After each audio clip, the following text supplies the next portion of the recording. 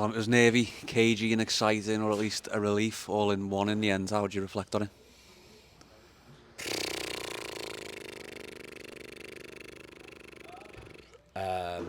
Chaos, knockout football. I didn't think the game had loads of quality, but I don't think they do. I think learn that over a period of time. They are goals at either end of games when there's a bit of chaos and it's a bit frantic at the beginning, and then for us it's right at the death of extra time, isn't it? Don't think either side asserted themselves on the game with their quality. I thought Buxton had more control, and you've got to remember there's different ways of playing, and their ways to really control the game through possession. Don't put loads. I know it's different at the end, isn't it? When we're 2-0 up, but they don't put loads of balls in the box. They don't constantly ask you to defend. There's a lot of build up, and then they'll try and hurt you down the sides with good movement if you get your press wrong. So we tried to get the balance right of being solid and blocking areas where we felt that they might hurt us, but also trying to get a real aggressive press, particularly from the goal kick moments. I don't think we got the balance right. Don't think we got the balance right in the first 25 minutes. I thought we did in the second half, but I thought we lost our way with the ball a bit in the second half of the game. Extra time, I thought we were the better side, and I thought if we hadn't have scored in extra time, in the first 15 minutes we have 3 or 4 chances. In the second, what did we play, about 45 minutes in the second? Ref was having a great time, and 4 added of a 15-minute block, and he was good as well. I thought he had a decent game, but to have put that on, I was like, all right, let's keep going. But we've got to be pleased with like endeavour, personality, character. Roll your sleeves up, dig in. Promised the supporters that 3 years ago that'll be our football team. That's what they'll be through everything, the good, the bad and the ugly, and we've shown that tonight. And after a lightning fast start, and when you and I start shot in it, the keeper makes a good save, and then literally seconds later he scores. Brilliant start, and the place is lifted, but you maybe feel a bit disappointed the fact you maybe allowed them to get back into the game, and it felt like there was an outsource every time over the back full-backs.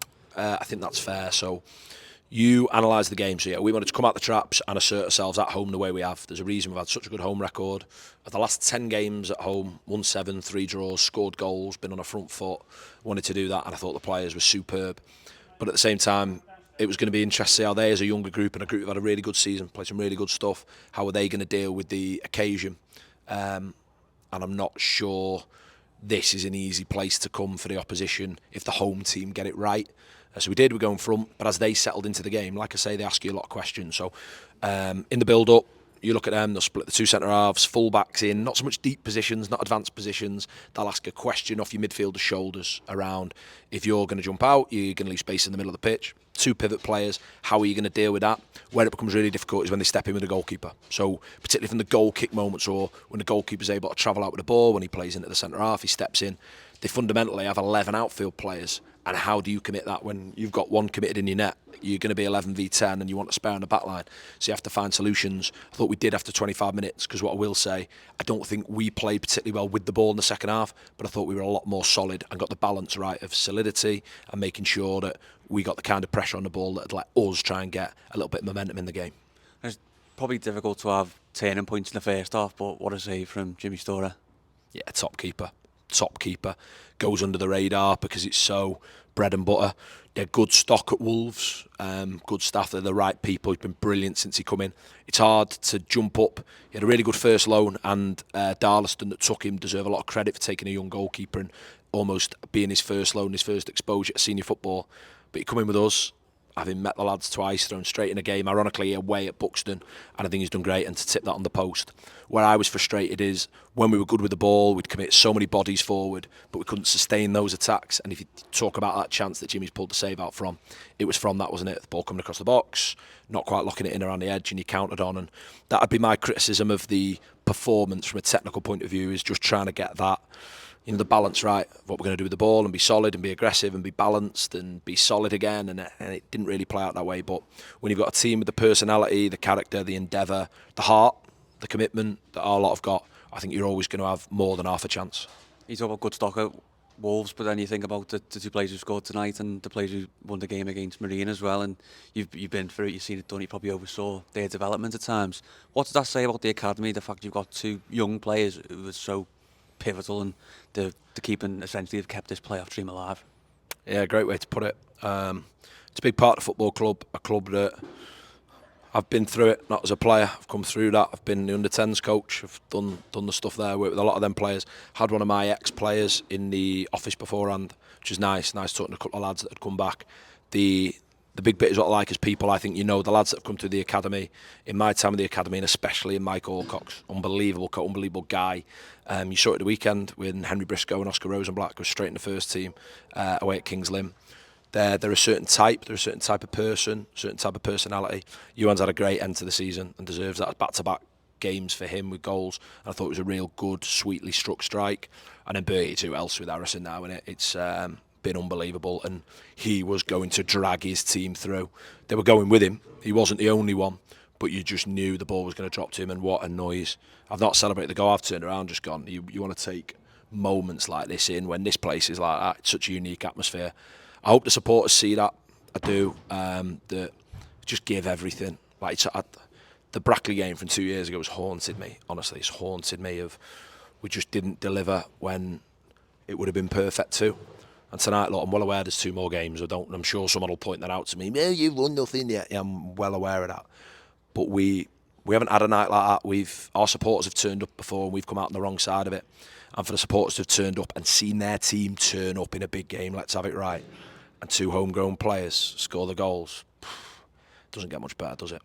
I did feel like at times in that second half and maybe in extra time, it was just, the fans wanted to believe, but it just wasn't quite there. And then, like you say, that noise at the end. Do you feel like now is the time to believe? I think so. I think you got to back this group of lads. There's a bug attack here. It looks like a mad Pokemon. We didn't do loads with the ball, and like I say, I think the change, you're forced to make the second change, and you're like, right, you've taken 2 forwards off. What must that look like? We're almost in a position where I thought it spoke a lot about the supporters here in the atmosphere when it went 1-1. They stuck with the team. I thought they dragged the team through, but I thought the team wanted to go with them. There's a real bond between the team and the supporters that I don't think anyone else in this playoff campaign has. And why believe? Because you've just seen the lengths that we've gone to get a result, for the season to have not ended tonight, to be in that position on Sunday where we're lining up again in a semi-final, 90 minutes from a playoff final. Talk to you about the value of playing for promotion.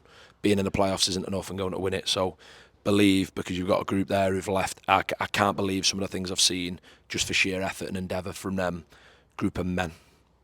How much of this is down to the fact the group's been together now for, like you say, 3 years now, and you see Brackley, who a team have been moulded over the course of a few years, and probably teams who go a few years in probably don't have that now, so that capabilities. But how much do you feel like the fact that this group has been bred together and been able to sort of go through the rough times, go through those playoff defeats, go through those disappointing games that season and then this season as well, to give you that experience and that knowledge to go through and carry on as with that bond?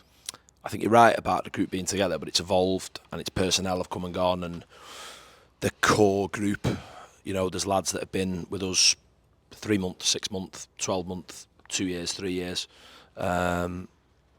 They play a big part of it, and honestly, there'll be a time, and maybe it'll be with you, and I'll get the chance to talk around my time at Chester and challenges, and a good way, and loving the work. But we had to start again, 3 years ago. We started from scratch, from a side that finished 16th in the league, to go from a part-time night-time model to a part-time daytime model. None of this hybrid nonsense. Hybrid is a made-up word to describe football training models that I just cringe at. Oh, they're hybrid then. No, it's not a thing, but keep saying it. And we had to put a group of players together at a 3rd place finish. Fell short last year of getting in the playoffs. We're in them now, and we're in a semi-final against the side I've got a lot of respect for and have a lot of respect for us.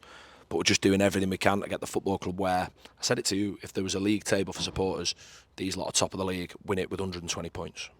How far can you go now, do you feel? Obviously, it's Kidderminster on Saturday, a team that you played a few weeks ago, or Sunday, sorry, and a team who probably are slightly demoralised from that shock defeat against Southport, and you've just had a tax in 120 minutes. I think an experienced manager will have turned them around quite quickly from 90 minutes from winning the title, but they're still a very good team. Still got, just because the way that game fell on the last day of the season, and it's playoff football, and we've shown tonight we can deal with it.